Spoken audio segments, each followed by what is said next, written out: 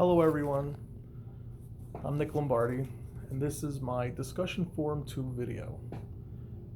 In general, do I prefer email, phone, text messaging, or other mediated communication or face-to-face communication? I prefer texting.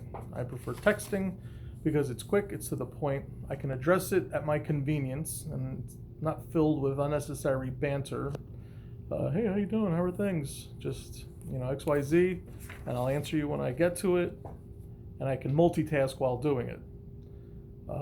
Does your choice of mediated communication or face-to-face communication vary with the person's age, gender, relationship dynamic? How have those choices affected those relationships? Well, relationship dynamic, okay? In my job, when I need to communicate specific details, email is the most efficient.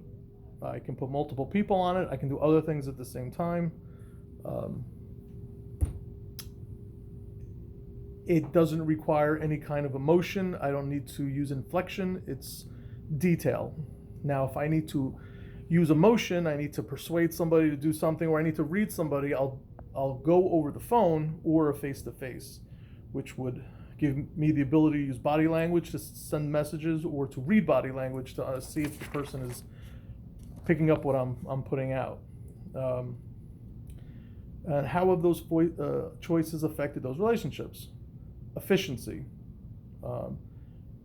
So if I'm communicating with my faculty, I'm telling them information, bottom line, point blank, and it's documented. There's a trail. There's a text trail. There's an email trail. If I need to persuade them, I'll sit them in my office. I'll talk to them. I'll try to explain to them my point and try to win them over if that's necessary. Now, it's successful for me for trying to sell a point, if you will. Using an email or a text doesn't usually work, so that's how I've kind of honed that craft. In general, how do you think your relationships are affected when you use mediated communication rather than face-to-face? It depends. I just know that if you try to intermingle them, it won't work. For example, like I was saying, if I need to sell a point or convince someone to work later or do work on a project, it's an email or a text. Hey, can you do this? The response is usually no. But if I sit them down face to face and say, hey, listen, we're in a jam. You're the best guy for the job, and I'm going to lean on you, and blah, blah, blah. You kind of sell them that way. And not sell like it's illegitimate, but you could connect better and have them empathize with a predicament that you're in. So my day-to-day, so this is my office. I call it NORAD, okay? Here's everything I work with: emails, texting, phone systems, security system, another computer. I have my big monitoring board there, big mirror, coffee supplies, and I spend a bulk of my day behind my desk in meetings and emails. So between 5 a.m., I get up at 5, I go to bed at 9:30. So I get up at 5, I spend about 10 to 15 minutes checking out social media to see what everybody's up to. I leave for work. I get to work about 7.